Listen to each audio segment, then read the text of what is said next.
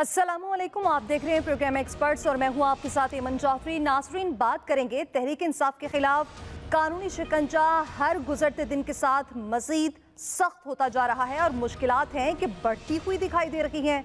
PTI रहनुमाओं की गिरफ्तारियों का सिलसिला भी जारी है और गुज़श्ता रोज चौधरी परवेज इलाही को गिरफ्तार किया गया था, मगर आज अदालत ने उन्हें करप्शन के मुकदमे में रिहा तो कर दिया, लेकिन रिहाई के फौरी बाद एंटी करप्शन ने गुजरावाला में दर्ज मुकदमे में उन्हें दोबारा से गिरफ्तार कर लिया और इतलात ये है कि उन्हें गुजरावाला के बाद अडियाला जेल रावलपिंडी मुंतकिल किया जाएगा। परवेज इलाही ने आज अदालत में पेशी के मौके पर साफियों से गैर रस्मी गुफ्तगू भी की है, जहां पर उन्होंने दो टोक अल्फाज में ये वाज़ेह किया है कि कोई प्रेस कॉन्फ्रेंस नहीं करूंगा, पीटीआई में हूं और आखिरी दम तक रहूंगा। उन्होंने पीटीआई कारकुनान को भी पैगाम दिया कि तगड़े रहना है, डट जाएं, घबराना बिल्कुल नहीं है, पीछे नहीं हटना, हम हक और सच पर हैं। ये चंद दिन की मुश्किलात हैं जो कि जल्द ही खत्म हो जाएंगी। चौधरी परवेज इलाही इससे पहले भी अपने बयान में ये वाज़ेह कर चुके हैं कि वो पीटीआई के साथ ही हैं, साथ नहीं छोड़ेंगे, जबकि दूसरी जानिब पीटीआई को खैरबाद कहने का सिलसिला भी जारी है। खैबर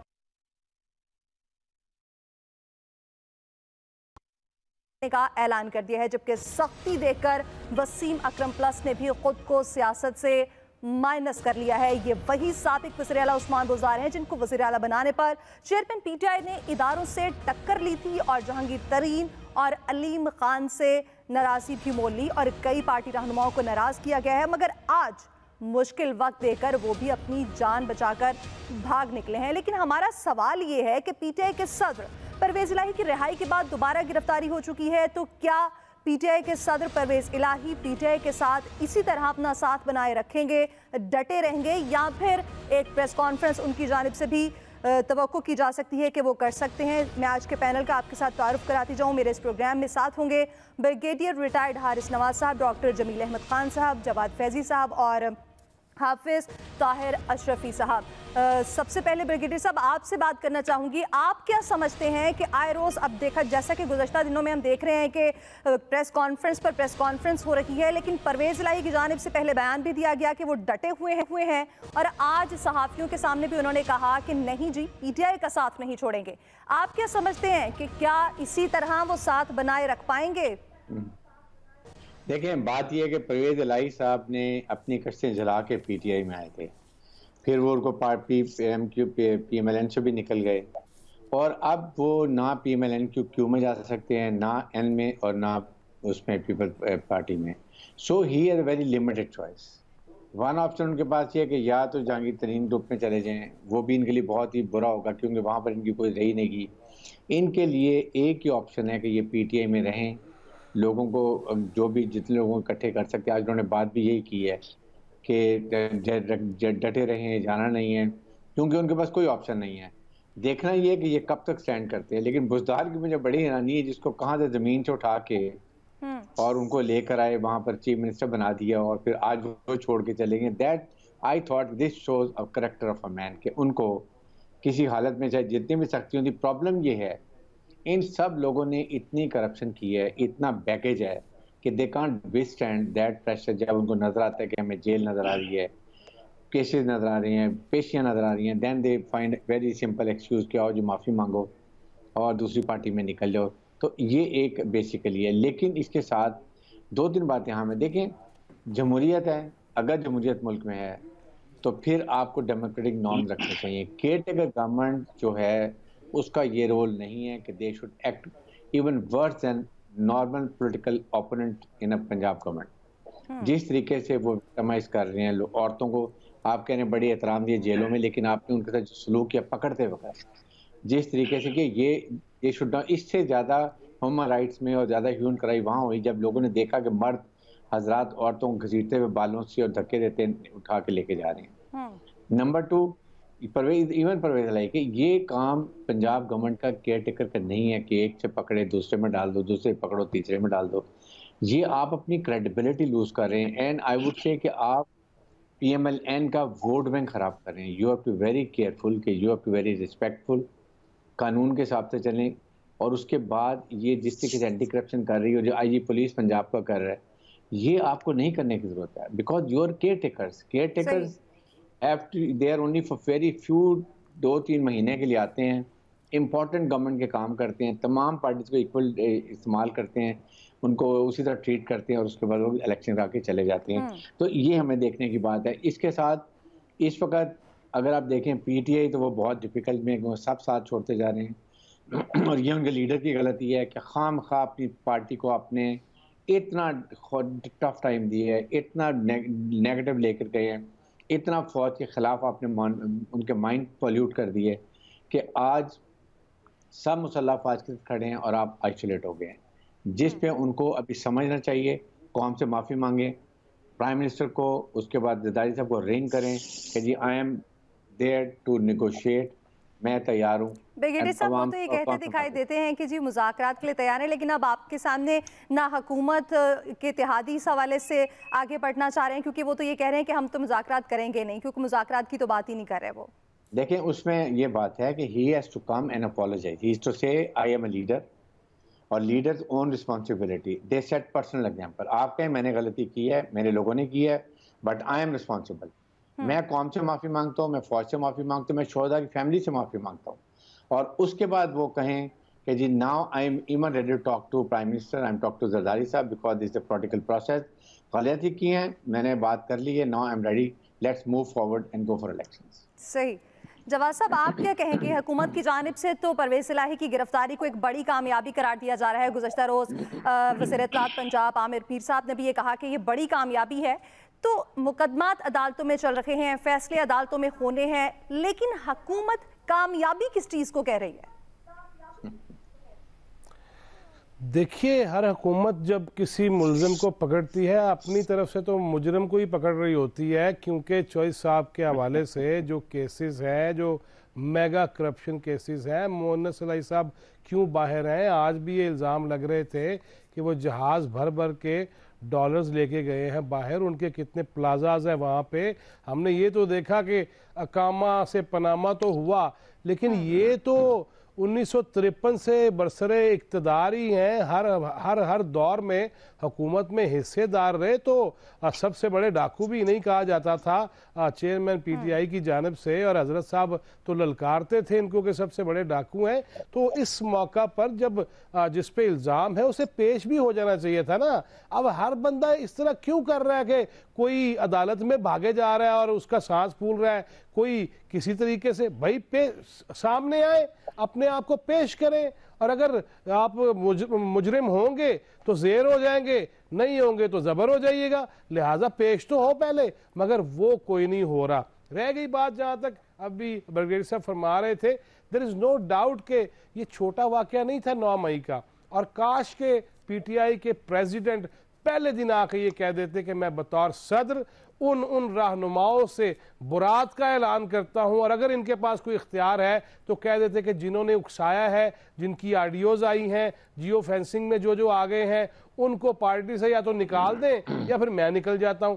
लेकिन दूसरी जानब बड़ी दिलचस्प बात है ये, दूसरी जानब इशू ये है कि अगर तो पीटीआई उसको जिंदा रखना है, उसमें थोड़ी सी जान रखनी है, थोड़ी सी रमक बाकी रहने देनी है, तो उसमें फिर ऐसे ही लोग चाहिए, क्योंकि शाह महमूद कुरैशी साहब अब वो उस तरह से काबिल एतबार नहीं है, और ये चूंकि काबिल एतबार रहे हैं पहले भी, बजाय ये सिवाय 1 साल पहले जो उन्होंने किया कि अपने बड़े भाइयों जैसे चौधरी शुजात को भी नाराज़ कर दिया, अपने रिश्तेदारों को भी नाराज़ कर दिया, हसास रिश्तों का भी ख्याल ना रखा अपने बेटे की मोहब्बत में। लिहाजा ये चाहते ये है कि कोई रास्ता निकल आए कि मैं सदर भी रहूं और बाकी मानदा जो पार्टी बची है किसी हद तक बची खुची सही, उस पे मेरा कब्जा भी रहे, मैं सदर भी रहूं, और शायद कुछ लोगों के लिए, कुछ कॉर्नर्स के लिए ये काबिल कबूल भी हो सकते हैं। हालांकि मेरे नज़दीक दुआए खैर करने के बाद मुकर्रमे वाले आपको लगता है कि कोई प्रेस कॉन्फ्रेंस नहीं हो रही आने वाले दिनों में परवेज़ इलाही की जानिब से? आपको लगता है कि वो डटे ही रहेंगे?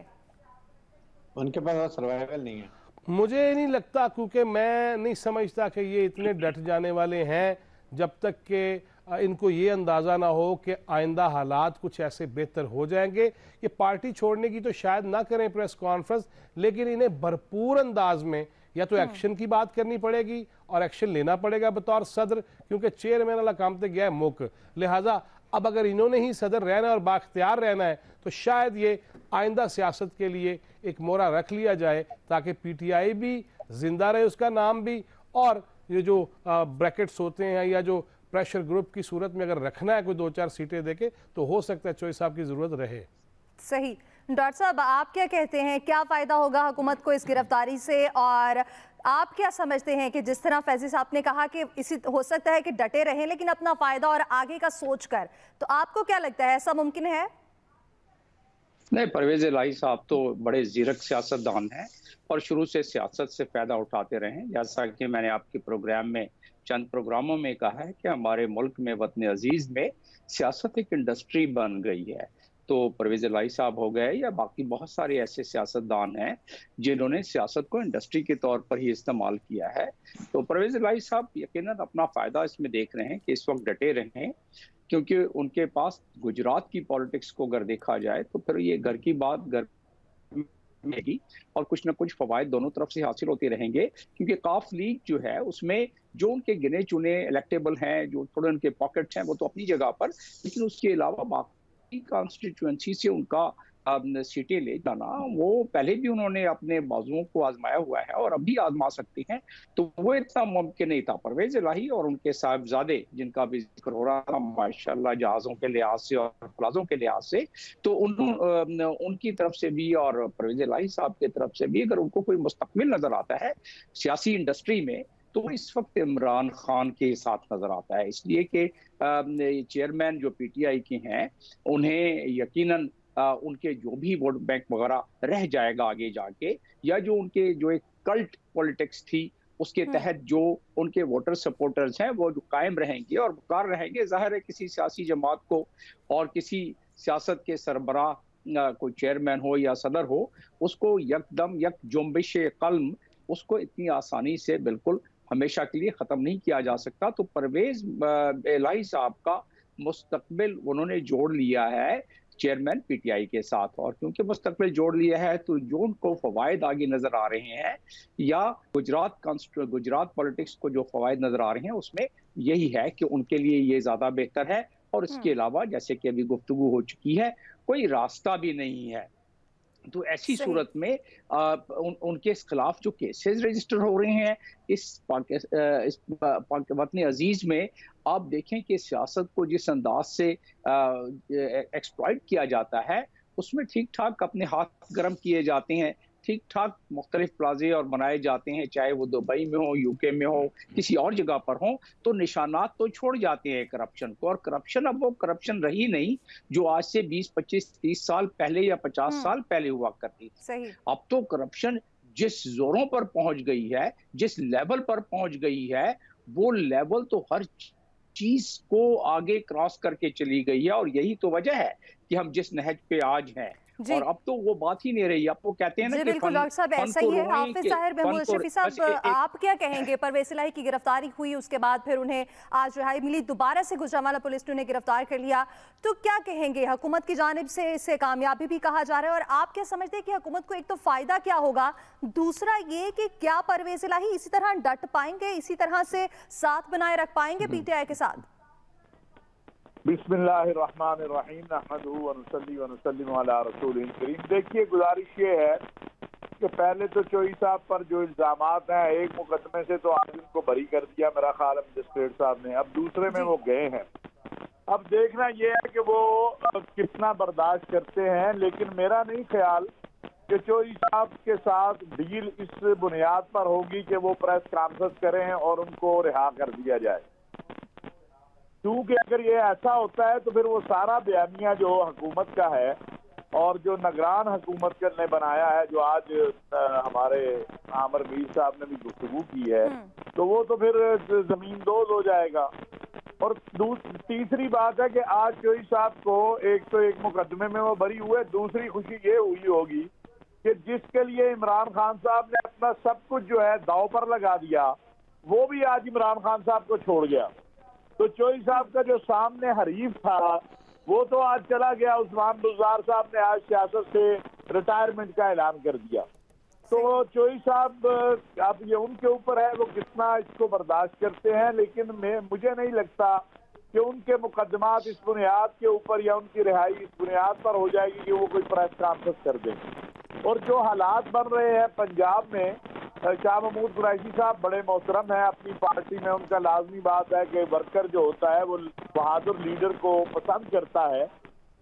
उनका एक कद काठ बड़ा है जेल में रहने से अपने वर्कर के अंदर भी, लेकिन चौधरी परवेज इलाही साहब पंजाब को अच्छा डील कर सकते हैं और माजी में भी उन्होंने किया है।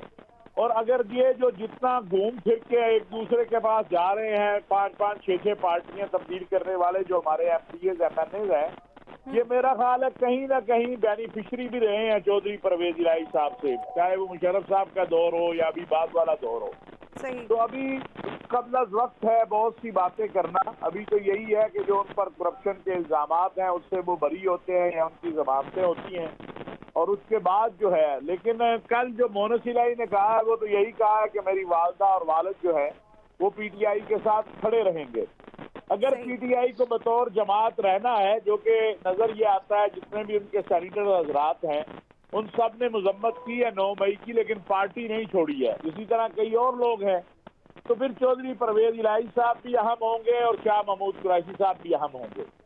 दोनों में अगर हम देखें तो इखलाकी लिहाज से, डेरेदारी के लिहाज से, माजी के जो है जो लोगों को बेनिफिट आप कह लें या लोगों से ताल्लुकात के लिहाज से, तो वो चौधरी परवेज इलाही साहब बहरहाल शाह महमूद कुरैशी साहब से बाजी ले जाएंगे। कुरैशी साहब मेरे बहुत दोस्त हैं, लेकिन उस तरह की डेरेदारी उनकी नहीं है जिस तरह की परवेज इलाही साहब की है, और ना ही माजी में उस तरह का तोड़ फोड़ जो परवेज इलाही साहब ने किया वो कुरैशी साहब ने किया है।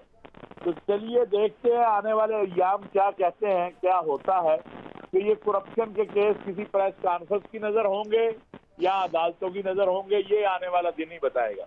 जी बिल्कुल ऐसा ही, आने वाला वक्त ही बताएगा कि प्रेस कॉन्फ्रेंस का ये तसलसल पिछले कई रोज से जारी है, उसमें परवेज इलाही अपना हिस्सा शामिल करते हैं या फिर वो इसी तरह डटे रहते हैं। एक्सपर्ट्स की राय आपने जानी। यहाँ एक ब्रेक के बाद हम बात करेंगे कि हुकूमत का अवाम को गैर मुतवक्किल रिलीफ के बावजूद महंगाई मुल्क की तारीख की बुलंद तरीन सतह 38% तक पहुंच चुकी है। अवाम परेशान है, बेहाल है, लेकिन उनका पुरसाने हाल कोई नहीं है। इस पर ब्रेक के बाद बात करेंगे।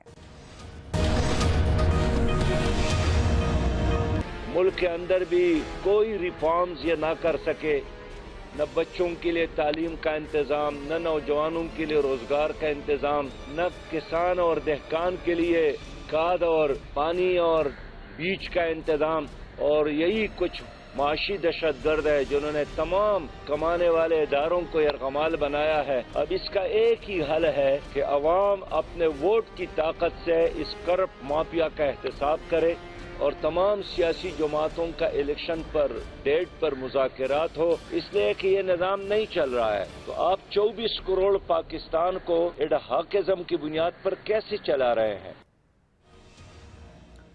गुज़श्ता रोज़ हुकूमत पेट्रोलियम मसनूआत की कीमतों में कमी और LPG सस्ती करने का भरपूर क्रेडिट ले रही थी। डॉलर कम होने पर खुशी के शादियाने बजाए जा रहे थे, जबकि वज़ीर इत्तलात मरीम औरंगज़ेब अवाम को महंगाई कम होने की खुशखबरियाँ भी सुना रही थी और ये दावे करती दिखाई दे रही थी कि मुल्क में मुआशी इस्तेहकाम आना शुरू हो चुका है। इत्तेहादी हुकूमत की बेहतर पॉलिसी की वजह से अशिया की कीमतों में कमी आई है। सियासी अफरा तफरी खत्म होने के बाद अवाम को मज़ीद खुशखबरियाँ मिल रही हैं। अवाम भी पुरुमीद थे कि इलेक्शन का साल है, हुकूमत अपने ही सियासी फायदे के लिए ही सही कुछ ना कुछ तो रिलीफ देगी ही देगी, मगर आज जो खबरें सामने आई हैं वो इंतहाई खतरनाक हैं। इस वक्त मुल्क में महंगाई तारीख की बुलंद तरीन सतह 38% तक पहुंच चुकी है।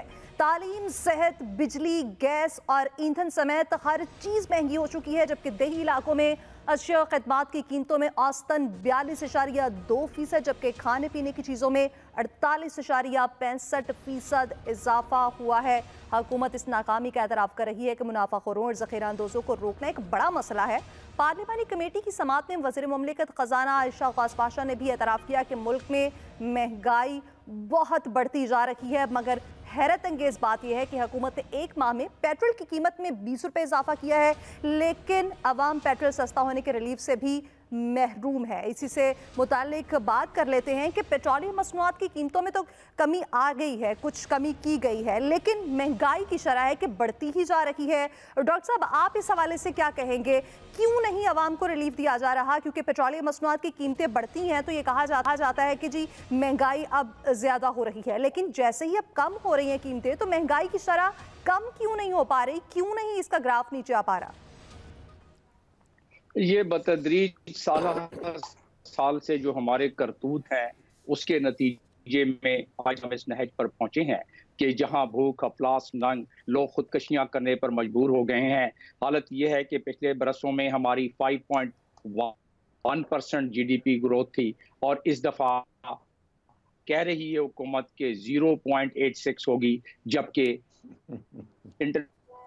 कह रहे हैं कि नेगेटिव में ये जाएगी ग्रोथ। और फिर उसके बाद उसके सोने पे सुहागा ये कि जो पॉलिटिकल इंस्टेबिलिटी हमारी बतदरीज चली आ रही है पिछले 1 साल से, उसका असर इस पे न सिर्फ हम कह रहे हैं बल्कि इंटरनेशनल फाइनेंशियल इदारे भी इस बात का जिक्र कर रहे हैं। और फिर इंस्टेबिलिटी के साथ साथ जो यूएनओ की नई रिपोर्ट आई है जिसमें भूख की यानी कि जो हंगर के जो हमारी रेशो बढ़ती जा रही है वो इस खतरनाक हद तक बढ़ रही है कि लोग फाका कशी तो तकरीबन आ ही गए हैं, तो उससे ज्यादा हो जाएगा क्योंकि 70 साल में 38% प्राइसेस चीजों की नहीं बढ़ी और फूड इन्फ्लेशन तो इससे ज्यादा है। फूड इन्फ्लेशन तो इससे कहीं ज्यादा बढ़ गई है। तो उस लिहाज से अगर देखा जाए तो लोग अपने बच्चों को स्कूल छुड़वा के और अपनी खुराक पूरा करने की कोशिश कर रहे हैं। हमारी जो इस वक्त डेट टू GDP रेशो, हम अपने ही कानून की खिलाफ वर्जी करते हुए हमारा एक डेट लिमिटेशन एक्ट है हमारा, जिसमें 60% से आगे हम नहीं जा सकते। और आज के दिन दिसंबर के आखिर तक हमारा, और अभी उससे ज्यादा हो गया है, 81.1% पे हम डेट टू GDP रेशो पे पहुंच गए हैं। हमें जो फिंच ने CCC- में कर दिया है, बिजली की चोरी हमारे पास 430 बिलियन की होती है। और इस पे मैं अभी आता हूं कि मजीद हम इसको, ये हुकूमत जो दावे कर रही है, दावे के साथ साथ कुछ अमल भी करके दिखलाए, और उस अमल की तरफ गामजन होती नजर नहीं आ रही है। और वो क्यों नजर नहीं आ रही है, पहले इसकी मकबूलियत का एक मैं और आपको हाल सुना दूं कि जो आपने इंटरनेशनल बॉन्ड फ्लोट किए हुए हैं जिसकी की फेस वैल्यू $100 अगर है, तो इस वक्त आपको मार्केट में वो $52 में मिल रहे हैं, यानी कि 48% जो दुनिया के लोगों ने और फाइनेंशियल इंस्टीट्यूशंस ने जो हमारी इन्वेस्टमेंट की हुई है वो वहां गिर गई है आके, और उसकी हमने अभी अदायगियां करनी है। हमारी जो इस वक्त एक्सटर्नल डेट है यानी कि कर्जे जो हम पर बाहर बैरूनी है वो 131 बिलियन के करीब कर्जा हमारे पर चढ़ा हुआ है। तो आप बता रहे हैं ना कि किस तरह महंगाई क्यों, तो महंगाई को रोकने का हुकूमत के पास अमल जो है, जो करना चाहिए दिए हुए हालात में, मारूजी हालात में, वो नजर नहीं आ रहे हैं। आपके पास 43 डिवीजन है फेडरल गवर्नमेंट के, जिसके साथ 400 अटैच डिपार्टमेंट है और उसमें 6.5 लाख उसमें एम्प्लॉइज हैं। ऑटोनमस बॉडी जो है, जो हमारा खून चूस रही हैं, और कई दफा इस हुकूमत ने भी कहा कि हम उसको जो है कुछ को प्राइवेटाइज कर रहे हैं, कुछ उसमें 5,20,000 एम्प्लॉइज हैं। तो ये सारे के सारे उन टैक्स के पैसों से पल रहे हैं जो कि टैक्स के पैसे हमें रिलीफ देने के लिए दिए जा सकते थे, वो अपने ही हुकूमती इदारों को पालने के लिए खर्च हो रहे हैं। तो इन तमाम चीजों को अगर देखा जाए तो हो क्या सकता है इस वक्त हमारे लिए, अगर हुकूमत करना चाहे और थोड़ी सी उसको अगर सांस में लेने की अगर उसको मोहलत मिल जाए पॉलिटिकल इनस्टेबिलिटी से और अपने उल्लू सीधा करने से, तो होगा क्या कि इस वक्त हमारे जो है वो 70 बिलियन, जिसमें कि 60 का है और सर्विसेज का 10-70 बिलियन है, जबकि एक्सपोर्ट 30 से भी कम है और रेमिटेंस 30 के करीब 70 है। 10 बिलियन का गैप ये पूरा कर सकते हैं। मैं इसलिए आपके नाज़रीन के लिए जिक्र कर रहा हूं, और उसमें कोई इतनी बड़ी बात नहीं है। हम पाम ऑयल ही जो है वो 4.5 बिलियन का ले लेते हैं। इसी तरह और हमारे अखराजात तलल्ले, और जो मैंने आपको डिपार्टमेंट्स बताए, अगर उसकी सही राइट साइजिंग करें, उसको प्राइवेटाइज करें, तो लोगों को कुछ रिलीफ मिल सकता है, वरना हमें कोई किसी किस्म की कोई उम्मीद नजर नहीं आती। आपने आज के ही अखबारों में होगा कि जो खुदकशियां लोग कर रहे हैं, और वो खुदकशियां करने पर मजबूर इसलिए, और डेली कोई ना कोई खबर आ रही है, तो वो उस लिहाज से यही कहा गया है ना कि जो लोग खुदकशियां कर रहे हैं वो तंग आ चुके हैं। और इसी पे मैं तो इतना कहूंगा कि तंग आ चुके हैं कशमकशे जिंदगी से हम, ठुकराना दें जहां को कहीं बेदिली से हम, तो आज हमने तोड़ दिया रिश्ता उम्मीद। ये कौम रिश्ता उम्मीद तोड़ती जा रही है। लो आज हमने तोड़ दिया रिश्ता उम्मीद, लो अब कभी गिला ना करेंगे किसी से, हाँ यानी खुदकशी करेंगे। तो ये हालात बेहतर नहीं हुए तो ये खौफनाक समत में जा रहे हैं। हम यहाँ सियासत खेलते रह जाएंगे कि लोग फाका कशी, मैंने आपके सामने तो यूनाइटेड नेशन की रिपोर्ट भी सामने रख दी। तो लिहाजा सियासत अपनी जगह पर खेलें, लेकिन अगर कुछ करना है तो उसमें कोई क्विक फिक्स है, क्विक फिक्स किस्म के मामलात को सामने रखकर कुछ इंप्रूवमेंट की जा सकती है। हमारे मोहतरम प्राइम मिनिस्टर साहब जो जब चीफ मिनिस्टर थे तो इतने मुतहरिक थे, हमें पता है कि उनको क्या कंस्ट्रेंट है, इतनी सारी पार्टियां जो मिली हुई हैं, लेकिन उसके बावजूद उन कंस्ट्रेंट में रहते हुए भी उनको तो चाहिए कि हफ्ते में एक दिन किसी कन्वेंशन सेंटर जैसी जगह पर बैठें, जो फाइलें 2 महीने में निकलती हैं उसको एक दिन में निकालें। इसी तरीके से जो हमारी और इम्प्रूवमेंट्स जो मैंने अभी जिक्र किया, उन इम्प्रूवमेंट्स के लिए, क्योंकि अभी आपको पैसा जी बिल्कुल डॉक्टर साहब, ऐसे ही इम्प्रूवमेंट करने के लिए इकदाम करने पड़ेंगे, उसके ऊपर बैठकर बात करनी पड़ेगी। ये तो ऐसे ही इकदाम जो कि इस वक्त नागुज़ीर हो चुके हैं। ब्रिगेडियर साहब, आप इस हवाले से क्या कहेंगे? क्या बस ये सियासत ही खेलती रहेगी हुकूमत, या फिर कोई अवामी मसाइल पर भी तवज्जो देगी? लोग खुदकुशियां कर रहे हैं, फाका कशी कर रहे हैं, और अगर हम अपने स्कूल्स में बच्चों के दाखिले की शरह देखें तो बच्चे अब स्कूल में दाखिले की बजाय, बहुत से ऐसे पेरेंट्स हैं जो कि अपने बच्चों को स्कूल से बाहर रख रहे हैं ताकि वो उनसे मेहनत मजदूरी करा सकें और घर का चूल्हा जल सके। देखें, ये एक बहुत ही अफसोसनाक बात है। जैसे डॉक्टर साहब बात कर रहे थे, देखें समझने की बात है कि 1 साल सवा साल में इस हुकूमत ने एक रत्ती भर अवाम के लिए काम नहीं किया। जो नैरेटिव वो आपके एक पॉलिटिकल पार्टी के लीडर ने कहा था, एग्जैक्टली वही कर रहे हैं। अपने केस ख़त्म किए, नैब ख़त्म की, ओवरसीज पाकिस्तानी वोट ख़त्म किया, इलेक्ट्रॉनिक वोटिंग मशीन ख़त्म की, उसके बाद कानून साजी कर रहे हैं इंडिविजुअल को, स्पेसिफिक को फ़ायदा पहुँचाने की, और अदलिया से लड़ाई कर रहे हैं।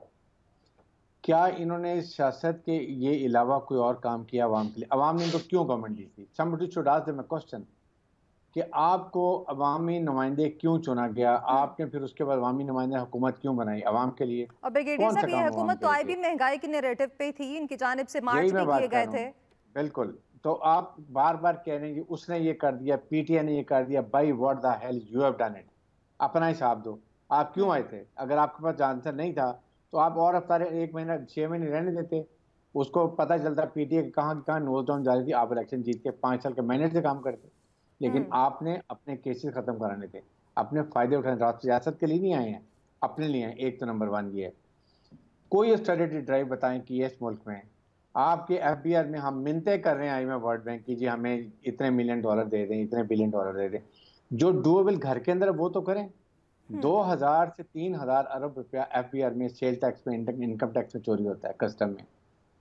कोई हमने उसके लिए एफर्ट की कि स्ट्रीमलाइन करे सिस्टम के, कंप्यूटराइज कर दें कि मैनुअल खत्म हो जाए।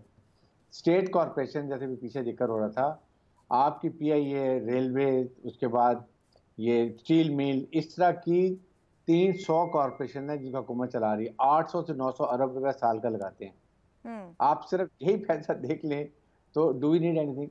प्राइम मिनिस्टर जाते हैं बाहर चार्टर्ड जहाज में, एक जाने का खर्च इंडिविजुअल, 3 दिन 4 दिन जहाज खड़ा रहता है, उसका कितना चार्जेस होते हैं? Nobody is pushed.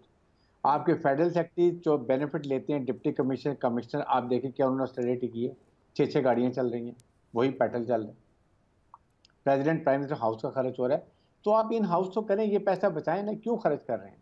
आपके prime minister house, president house में सवाए अब वहाँ से ये पीसी से, मेरिट से या सरीना के अलावा कहीं से आपकी खाना नहीं आता, ये टेबलेट लोगों में नहीं आती है। अमेरिका में जाएं, प्रेसिडेंट उठेगा, 1 कप चाय देगा, 1 बिस्कुट देगा और आप चुप करके बैठ जाए। That's what they do it. तो इसको किसने करना है? ये काम है। आप कर रहे हैं पॉलिटिकल विक्टिमाइजेशन। आप कभी किसी को पकड़ रहे हैं, आप कभी किसी को पकड़ रहे हैं। टोटल आपका क्या, आप टीवी पे आके क्या कहते हैं जी, उसने ये कर दिया, उसने अलकादर को कर दिया, फलां ने ये कर दिया। भाई you come and tell what you are planned for the people of Pakistan. वो तो केसेस कोर्ट पे चलेंगे, कोर्ट डील करेंगे, कानून के मुताबिक सजा हो जाएगी। What have you done it? रोजाना मरियम औरंगजेब, ख्वाजा आसिफ, सो एक काम ये कर लिया, उधर इरफान कादर से पाएंगे, बात करेंगे जी ये अलकादर भी हो गए। भाई वो तो केस चल रहा, चलने दें। डू शो या some progress to people of Pakistan. आप वोट कैसे लेंगे? इस वक्त मुझे ये बताइए कि अगर पीएमएलएन सबसे कमजोर पार्टी है इलेक्शन में, people's party is far ahead, people's party is far ahead, ये तो सारा मलबा उनके ऊपर गिर रहा है। और सिर्फ एक पंजाब में, सेंटर और नॉर्थ में थोड़ी बहुत पीएमएल रहेगी, बाकी तो nowhere. How can you come in federal government? तो ये बातें समझने की जो ये नहीं समझते हैं, इसलिए मैं ये बार बार कहता हूँ पॉलिटिकल स्टेबिलिटी आनी चाहिए थी, नहीं लेकर आए। सही पॉलिटिकल आपने कॉल नहीं दी नेशनल डायलॉग की, बिकॉज यू नेवर वांटेड, आप वांटेड प्रोलॉन्ग करने के लिए। सो अभी भी वक्त है, अभी भी वक्त है, समझ जाएं, डू समथिंग पीपल, इससे पहले कि लोग फिर सड़कों पर आएँ हुकूमत के लिए कि जी हमारा हक तो जो हमें, जिसके लिए हमने आपको चुना था। सही, बिल्कुल ऐसे ही है। जवाद साहब, आप इस हवाले से क्या कहेंगे? क्या सिर्फ इसी तरह होता रहेगा कि आकर टीवी पर सिर्फ हम यू टॉक शोज करते रहेंगे और हुक्मरान आकर सिर्फ प्रेस कॉन्फ्रेंस करके दूसरों पर इल्ज़ाम लगाते रहेंगे और इसका हल कोई नहीं निकल पाएगा? महंगाई का ग्राफ ऊपर से ऊपर ही जाता जाएगा और जो खुदकुशियाँ हो रही हैं, जो लोग बेरोजगार हो रहे हैं, उनकी शरह इसी तरह बढ़ती जाएगी? जो मुझे समझ आ सकी आपके सवाल से, मैं बाकी भी दोस्तों को सुन रहा था। देखिए महंगाई तो है, इसमें तो कोई शक नहीं है, और चूल्हा जलाना बड़ा मुश्किल हो गया, इसमें भी कोई शक नहीं है। स्कूल में बच्चे भेजना मुश्किल हो रहा है, इसमें भी कोई शक नहीं है। आटा चीनी ख़रीदना, सब्ज़ी ख़रीदना बड़ा औखा काम हो गया, इसमें कोई शक नहीं है और किसी शक व शुबे की गुंजाइश भी नहीं है। माशी हालात ख़राब हैं, इसमें भी कोई शक नहीं है। लेकिन असल इशू ये है कि वो महात्मा जो अपने दौरे इक़्तिदार में कहा करते थे कि जब कोई जुलूस निकलता है, जब कोई एहतजाज होता है तो पता है कितना नुकसान हो जाता है, पता है मईशत को कितना नुकसान पहुंचता है, पता है हमारा तासुर क्या जाता है। जब से हमने ये तो कह दिया कि एक साल में इन्होंने कख नहीं किया, इनकी कारकर्दगी क्या है, यकीनन उस पर सवाल उठने बनते हैं, उंगली उठाई जा सकती है। लेकिन वो जो एम्पायर की उंगली वाले थे, उन्होंने भी एक साल में कुछ चैन से बैठने दिया है किसी को? क्या उन्होंने भी ये कहा कि हम तो बाहर आ गए हैं इक़्तिदार से, अब देख लें ये क्या करते हैं? और फिर अगर वो साल बैठे रहते या खान साहब ना तोड़ते ये असम्बलियाँ, आई एम सॉरी कि चेयरमैन जो पीटीआई के हैं वो ना तोड़ते दोनों असम्बलियाँ, चलने देते, कोशिश करते रहते, प्रेशर रखते, पंजाब अपनी बात करता, केपीके अपनी बात करता, लेकिन उन्होंने तो ना आवाम को सांस लेने दिया, ना एस्टेब्लिशमेंट को सांस लेने दिया, ना फौजी जो जर्नैल हैं उनको सांस लेने दिया, ना इदारों के सरबराहों को सांस लेने दिया, ना पार्लियामेंट को सांस लेने दिया। उन्होंने तो सांस ही नहीं लेने दिया, उल्टी बाल्टियां पहन के फिरते रहे और वो कहते रहे कि मैं तो जख्मी हो गया हूं जी, मैं तो चल नहीं सकता। ये भी तो सामने रखना पड़ेगा ना। ये कारकर्दगी खुद भी अपनी सूबों में दिखा देते, इनकी कारकर्दगी पे जो बुरी थी तो इनका गिरेबान पकड़ लेते। लेकिन असल इशू ये है कि साल में इन्होंने कख नहीं किया, उसने भी तो साल में कुछ करने नहीं ना दिया, इनको तो वो पकड़ रहा था। अब जाके ये 9 मई के वाक़े के बाद ये सारे मामलात हुए हैं पीटीआई के हवाले से, गिरफ्तारियां शुरू हुई हैं, वो भी जुर्म करके, बगावत पे उकसा के, मईशत को मजीद उसका भट्टा बिठा के। लिहाजा साल में इनकी कारकर्दगी तो नजर आनी चाहिए और उधर नहीं आनी चाहिए। बाकी नहीं आता, चाहे हुकूमत है या अपोजिशन है, कोई इस हवाले से बात नहीं करता, कोई इकदाम नहीं किए जाते। हाफिज ताहिर शफी साहब, आप इस हवाले से क्या कहेंगे? बस मैं मजीद कुछ कहना नहीं चाहता। हर इदारे के हवाले से ये फर्ज है, कारकर्दगी क्या है और उस पर अल्ले तल्ले कौन कर रहा है और किस तरह कर रहा है। बिल्कुल ऐसे ही है जवाद साहब, आपने ये तो कहा है कि इन तमाम चीज़ों का हल निकालना चाहिए, क्योंकि अवाम है सिर्फ जो कि पिसते जा रहे हैं और अवाम के मसाइल का हल कौन करेगा? सियासतदान करने के बैठने के लिए तैयार नहीं है, उनके अपने मसाइल हैं और मुल्क का इस वक्त कोई पुरसाने हाल नहीं है। ब्रेक के बाद हाजिर होते हैं। वेलकम बैक नाज़रीन। तो अब बात करेंगे कि अमरीकी जेल में कैद डॉक्टर आफिया सिद्दीकी की रिहाई का मुतालबा एक दफ़ा फिर से जोर पकड़ रहा है। हालिया दिनों में एक बड़ी पेशरफ्त सामने आई है कि 20 साल बाद आफिया सिद्दीकी से उनकी बहन डॉक्टर फासिया सिद्दीकी ने मुलाकात की है, जबकि जमात इस्लामी के सेनेटर मुश्ताक और अब आफिया सिद्दीकी की कानूनी टीम ने भी उनसे मुलाकात की है और जमात इस्लामी ने डॉक्टर आफिया सिद्दीकी की रिहाई के लिए मुहिम चलाने का ऐलान कर दिया है। मुल्क भर में डॉक्टर आफिया सिद्दीकी की रिहाई के लिए मुजाहिरों का भी ऐलान किया गया है। सेनेटर मुश्ताक ने कहा है कि डॉक्टर आफिया की रिहाई की चाबी इस्लामाबाद में पड़ी है। इससे मुतालिक बात करेंगे कि अब गिरफ्तारी तो हो चुकी और उसके बाद अब 20 साल के बाद ये मुलाकात हुई है उनकी बहन की और सेनेटर मुश्ताक की, लेकिन अब मजीद आगे क्या पेशरफ्त हो सकती है? क्या ये मामला आगे बढ़ेगा? आप क्या कहते हैं ब्रिगेडियर साहब, आपको लगता है कि इसमें मजीद कोई अहम पेशरफ्त हो पाएगी? क्योंकि 20 साल बाद तो मुलाकात हुई है, अब आगे क्या बेहतरी हो सकती है? देखें, ये एक बहुत ही अफसोसनाक बात है और ये टोटल फेल है गवर्नमेंट ऑफ पाकिस्तान की। जिस वक्त भी हुकूमत थी किसी ने कोशिश नहीं की है और ये बहुत बड़ा आई थिंक काला धब्बा है हमारे ऊपर कि हम एक अपनी नेशनल को वापस नहीं ला सके। और सिंपल उनसे बात करने की, डील करने की ज़रूरत है और अभी भी है कि जो बकाया रहती है उनकी सर्विस जेल काटने के लिए, we will she can spend in Pakistan jail, at least family can meet them. और यहाँ पे कानून के मुताबिक फिर कुछ अरसे में और रिलीफ भी मिल जाएगा तो she might with in life span वो अपने बच्चों और फैमिली के साथ टाइम गुजार सकेगी। ये फॉरेन ऑफिस को इसके ऊपर बहुत ज़रूरी काम करना चाहिए, से अपने लॉबिंग टीम भेजनी चाहिए, वो सेनेटर टीम भेजें, they should go to America, talk to them कि जी आपकी सज़ा हम जो भी आपके कानून के मुताबिक ठीक है, अगर 20 साल काट लिए जो बाकी 10 साल रह गई है वो हम पाकिस्तानी जेल में ले आएँ, इस्लामाबाद में उसको ले आएँ, जेल में रखें और वहाँ कर ले। This will be big relief to the family. I think जिस तरीके से वहाँ पर उनकी बहन को ट्रीट किया गया, उनको मिलने नहीं दिया, हाथ नहीं मिलाने दिया, वो अगर कोई चीज़ लेके गई थी वो दे दी, फ्लावर्स बुके लेके गई वो नहीं दिया। I think it is heart touching, it is unbelievable. लेकिन ब्रिगेडियर साहब आप देखें ना कि 20 साल बाद ये पेशरफ्त हुई है कि एक मुलाकात की इजाज़त मिली है, तो आपको नहीं लगता, आप नहीं समझते कि कुछ बेहतर इकदाम होने चाहिए ताकि रिहाई की तरफ कोई बात आ पाए? डेफिनेटली यही मैं बात कर रहा हूँ, ये पहले होना चाहिए था हर हुकूमत में कि जी आपने जेल सजा दे दी है, चलें आप पाकिस्तान आने दें, हम यहाँ अपनी जेल में उसका टाइम गुजारने देते हैं। और फिर वहाँ पर एक कॉमर्शियल अपील भी होती है, कोई ना कोई तो है जिसके पास जा सकती है, बट आई थिंक ये indifferent attitude of government of Pakistan. जी बिल्कुल ऐसा ही है। जवाद साहब, आप इस हवाले से क्या कहेंगे? क्या कोई मजीद को पेशरफ्त हो पाएगी? क्योंकि 20 साल बहुत बड़ा अरसा होता है, उसके बाद एक मुलाकात हो पाई? यकीनन बहुत बड़ा अरसा है और उनसे पूछा जाए जिन पे ये गुजरा है कर्ब और जिस पे, और मैं तो समझता हूँ कि सच्ची जो बात है कि आफिया सिद्दीकी को दुख्तर मिल्लत का भी लक़ब दे देना चाहिए। और उसकी वजह ये है कि जिस तरह, और फिर मैं इधर आना चाहता हूँ कि बड़ा अफसोस हुआ है सबको जी कि हुकूमतों ने काम नहीं किया। थोड़ा सा तबर्रा उन पर भी हो जाना चाहिए ना, जिन्होंने भिजवाए थे, डॉलर लेके दिया था, ये सारी चीज़ें वो भी कर लेनी चाहिए, बेसिक चीज़ों पे आनी चाहिए। और मादरे मिल्लत से जिन्होंने जो सलूक किया, अब दुख्तरे मिल्लत के साथ जिन्होंने करवाया, उस पर भी गौर करना चाहिए कि उसके असल वजूहात क्या हैं। दूसरी बात, इसमें कोई शक नहीं कि जितनी भी हुकूमतें आई वो नहीं हो सका, और वो भी आए थे जो डोनाल्ड ट्रंप को मिलके आए थे तो कह रहे थे दूसरा वर्ल्ड कप लेके आ गया हूं, उनके मुंह में भी जबान नहीं थी, हालांकि उन्होंने उससे पहले बहुत सारी तकारीर इससे ऐसी की थी, जलसा है आम से खिताब किया था। मैं इस पर क्या मजीद कहूं कि आगाज जिन्होंने बेचे उन पे कोई बात नहीं करने को तैयार, और जिसने इस पे मुजरिमाना खामोशी इख्तियार किया है उनका जिक्र होना चाहिए। और अब रह गई बात तो डेफिनेटली सेनेटर मुश्ताक साहब काबिल सताइश हैं, उनकी कोशिशों को सराहना चाहिए और ये दुआ करनी चाहिए कि आइंदा ऐसे हालात ना हो कि कोई शख्स अपने इक्तदार के लिए या डर के मारे अपने ही बंदे बेचना शुरू कर दे डॉलरों के लिए। जी, आप क्या कहेंगे इस हवाले से डॉक्टर साहब? आपको नहीं लगता कि इस मुलाकात के बाद अब मजीद कोई अहम पेशरफ्त सामने आनी चाहिए? क्योंकि गुज़श्ता हुकूमतें और वुज़रा और ऐसे बहुत से ऐसे लोग आए जिन्होंने ये बातें की कि जी हम आफिया सिद्दीकी की रिहाई के लिए कोशिशें करेंगे, लेकिन कुछ नहीं हो पाया।